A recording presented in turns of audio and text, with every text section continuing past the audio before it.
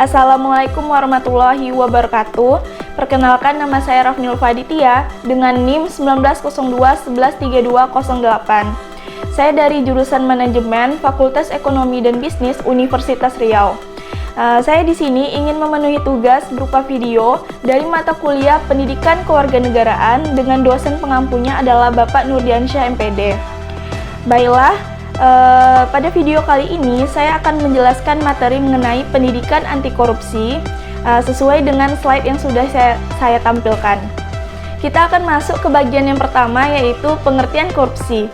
Kata korupsi itu berasal dari bahasa Latin, yaitu corruptio atau corruptus, di mana corruptio itu berasal dari kata corrumper yang mengandung makna kebusukan, keburukan, kebejatan, ketidakjujuran, dapat disuap, tidak bermoral, penyimpangan dari kesucian.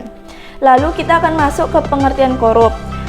Korup itu artinya busuk, suka menerima uang suap atau sogok, memakai kekuasaan untuk kepentingan sendiri dan sebagainya. Adapun pengertian korupsi yaitu tindakan melawan hukum dengan maksud memperkaya diri sendiri, orang lain, atau korporasi yang berakibat merugikan keuangan negara atau perekonomian negara. Hal ini tercantum dalam Undang-Undang Nomor 20 Tahun 2001. Pengertian koruptor yaitu orang yang melakukan korupsi. Lalu ke bagian kedua yaitu bentuk-bentuk korupsi. Di sini ada 7 bentuk dari korupsi. Yang pertama yaitu kerugian keuangan negara, merupakan tindakan melawan hukum dengan melakukan perbuatan penyalahgunaan wewenang atau sarana untuk memperkaya diri sendiri atau orang lain atau korporasi dan dapat merugikan keuangan negara. Contoh pada kasus ini yaitu misalnya pada proyek pembangunan jalan. Nah, pada rencana anggaran biaya atau RAB terdapat biaya penggunaan jasa konsultan konstruksi jalan sebesar 200 juta rupiah. Namun pada kenyataannya pada proyek tersebut hanya digunakan sebesar 100 juta rupiah. Yang kedua yaitu suap menyuap. Suap merupakan suatu hadiah, penghargaan, pemberian atau keistimewaan yang dijanjikan dengan tujuan merusak pertimbangan atau tingkah laku, terutama dari seseorang yang dianggap pejabat publik. Contoh dari suap menyuap ini yaitu misalnya ada seorang pedagang ponsel impor. Nah, ketika barang dari luar negeri telah dikirim dan sampai ke pelabuhan, ternyata terdapat beberapa dokumen yang tidak dilengkapi. Kemudian, ia menghadap kepada petugas atau pegawai bea cukai yang berwenang dan menawarkan beberapa buah ponsel dengan balasan dokumen yang belum lengkap itu dianggap sudah memenuhi syarat. Yang ketiga yaitu penggelapan dalam jabatan.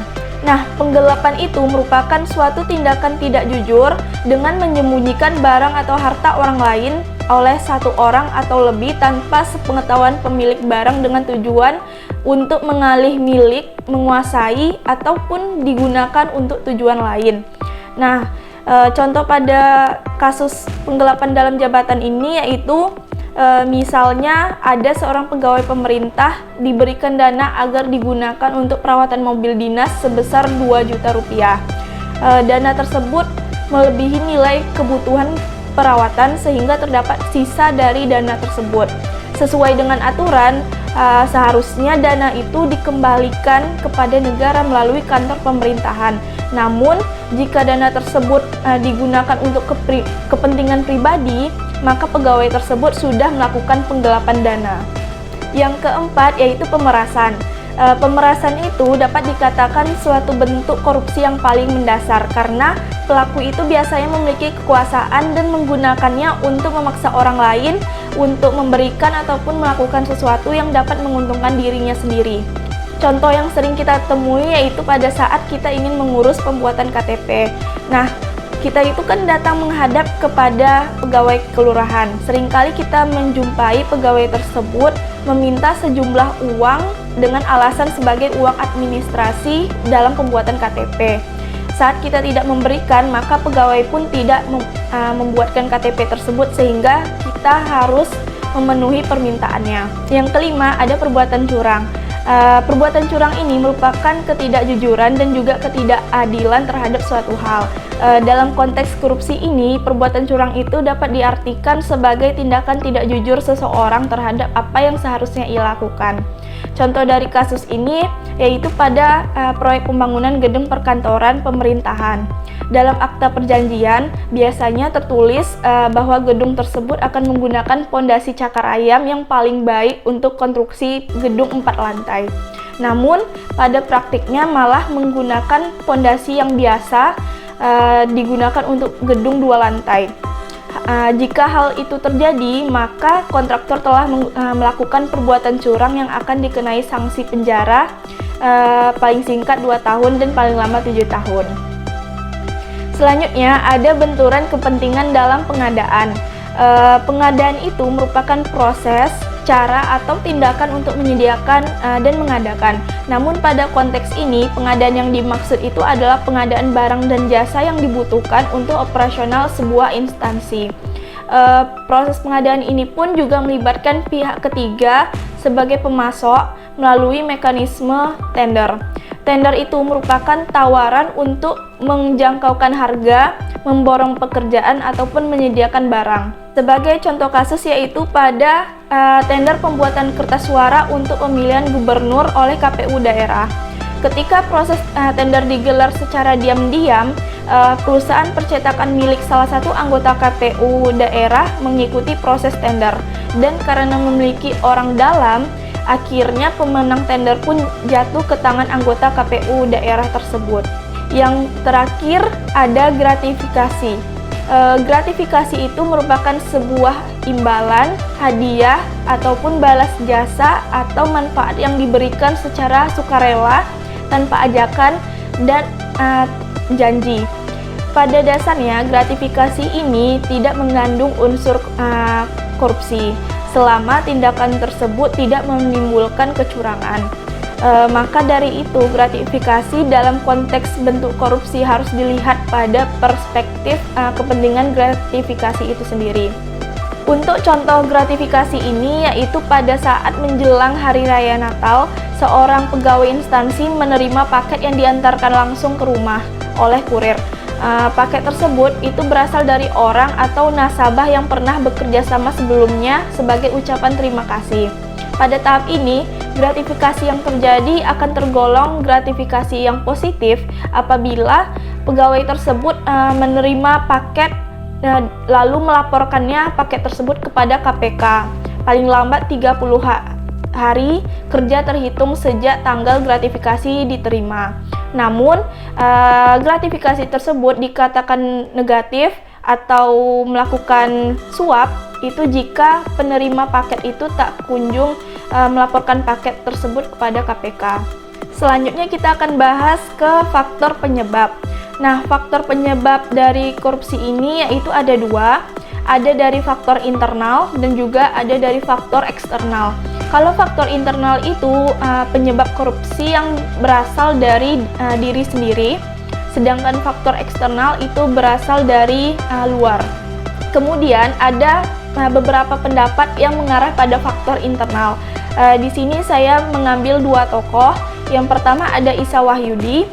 Isa Wahyudi itu mengatakan bahwa penyebab dari faktor internal yaitu yang pertama yaitu sifat tamak manusia, yang kedua moral yang kurang kuat menghadapi godaan, yang ketiga gaya hidup konsumtif, yang keempat tidak mau ataupun malas untuk bekerja. Yang kedua ada dari M. Arifin, di mana ia mengungkapkan faktor internal itu terdiri dari 3 aspek.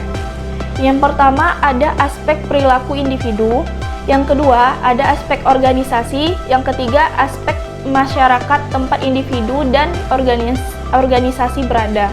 Sedangkan pendapat yang mengarah pada faktor eksternal, di sini saya juga mengambil 2 tokoh. Yang pertama ada dari Eri Riana, ia mengungkapkan beberapa faktor penyebab dari faktor eksternal. Yang pertama, kurangnya keteladanan dan kepemimpinan elit bangsa. Yang kedua, rendahnya gaji pegawai negeri sipil. Yang ketiga, lemahnya komitmen dan juga konsistensi penegakan hukum serta peraturan perundang-undangan. Lalu yang keempat, rendahnya integritas dan profesionalisme. Yang kelima, mekanisme pengawasan internal di semua lembaga keuangan, perbankan, dan juga birokrasi itu belum mapan. Yang keenam, kondisi lingkungan kerja, tugas jabatan, dan lingkungan masyarakat. Yang ketujuh, lemahnya keimanan, kejujuran, rasa malu, moral, dan etika. Lalu ada berdasarkan Indonesia Corruption Watch, di sini ada 4 faktor. Yang pertama ada faktor politik, yang kedua faktor hukum, yang ketiga faktor ekonomi dan birokrasi, yang keempat faktor transnasional. Selanjutnya kita akan membahas mengenai dampak dari korupsi itu sendiri. Pada umumnya, tindakan korupsi ini bisa menimbulkan dampak pada 4 bidang. Yang pertama ada bidang ekonomi, yang kedua bidang lingkungan sosial dan kemasyarakatan, yang ketiga yaitu bidang kesehatan, yang keempat bidang hukum dan juga pemerintahan. Yang pertama kita akan membahas dampak pada bidang ekonomi. Dampak pada bidang ekonomi yang ditimbulkan yaitu satu, ketidakseimbangan finansial negara. Yang kedua, pertumbuhan ekonomi terhambat. Yang ketiga, penghasilan pajak negara itu berkurang. Yang keempat, ancaman terjadinya inflasi. Yang kelima, penurunan kualitas barang dan jasa. Yang keenam, meningkatnya utang negara. Lalu, yang kedua, dampak pada bidang lingkungan sosial dan kemasyarakatan. Dampak yang ditimbulkan yaitu satu, mengganggu stabilitas umum. Dua, mencoreng nama baik tindak pelaku pidana korupsi. Tiga, kemiskinan bisa bertambah. Yang keempat, terbatasnya akses pelaku tindak pidana korupsi. Yang ketiga, ada dampak pada bidang kesehatan. Dampak yang ditimbulkannya antara lain satu, banyaknya penyakit yang akan sulit untuk ditangani. Dua, fasilitas pemerintahan yang tidak menyamaratakan. Hal tersebut terjadi karena adanya keterbatasan dana akibat dari korupsi itu sendiri. Yang keempat, dampak pada bidang hukum dan pemerintahan. Dampak yang akan ditimbulkan yaitu antara lain satu, hilangnya kepercayaan masyarakat terhadap pihak pemerintah. Dua, terjadinya money politik yang tinggi. Tiga, hukum yang tidak adil. Lalu kita akan ke bagian yang terakhir yaitu upaya pencegahan dari korupsi. Berdasarkan Undang-Undang Nomor 30 Tahun 2002, pemberantasan tindak pidana korupsi itu dirumuskan sebagai serangkaian tindakan untuk mencegah dan memberantas tindak pidana korupsi melalui upaya koordinasi, supervisi, monitor, penyelidikan, penyidikan, penuntutan, dan pemeriksaan di sidang pengadilan dengan peran serta masyarakat berdasarkan peraturan perundang-undangan yang berlaku. Upaya pemberantasan korupsi ini tidak akan pernah berhasil apabila tanpa melibatkan peran serta dari masyarakat. Dengan demikian, dalam strategi pemberantasan korupsi itu terdapat 3 unsur utama. Yang pertama, pencegahan. Pencegahan itu dapat dilakukan dengan cara 1. Penanaman semangat nasional.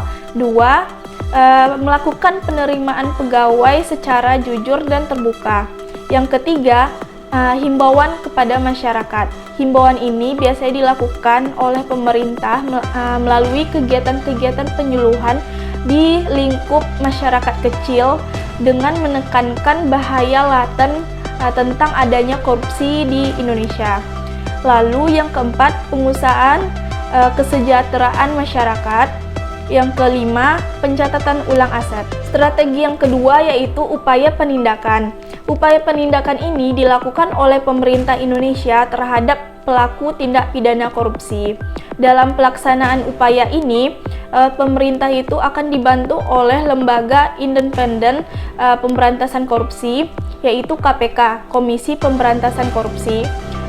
Penindakan yang dilakukan oleh KPK itu membuahkan hasil yang dapat disebut sebagai hasil yang memaksimalkan. Upaya penindakan yang dilakukan oleh KPK ini merupakan upaya yang tidak main-main dan tidak pandang bulu. Lalu strategi yang ketiga yaitu peran serta masyarakat. Peran serta masyarakat akan didapatkan itu melalui upaya edukasi. upaya edukasi yang dilakukan oleh pemerintah, yaitu melalui proses pendidikan salah satunya.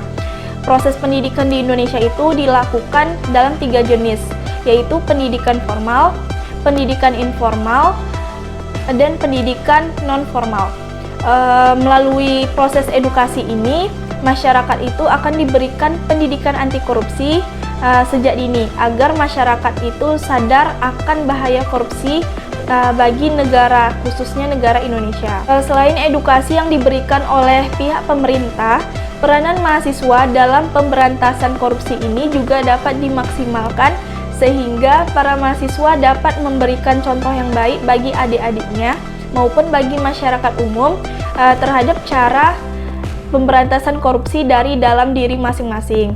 Upaya edukasi yang dilakukan oleh pemerintah juga termasuk sebagai upaya membangun karakter bangsa di era globalisasi untuk memberantas pertumbuhan budaya korupsi yang dapat merugikan kehidupan bermasyarakat dan bernegara. Salah satu upaya pemberantasan korupsi lainnya yaitu dengan sadar untuk melakukan suatu gerakan anti korupsi di tengah-tengah masyarakat. Baiklah, sekian materi tentang pendidikan anti korupsi yang dapat saya sampaikan. Apabila terdapat kesalahan ataupun kekurangan, mohon dimaafkan. Wabillahi taufiq wal hidayah. Wassalamualaikum warahmatullahi wabarakatuh.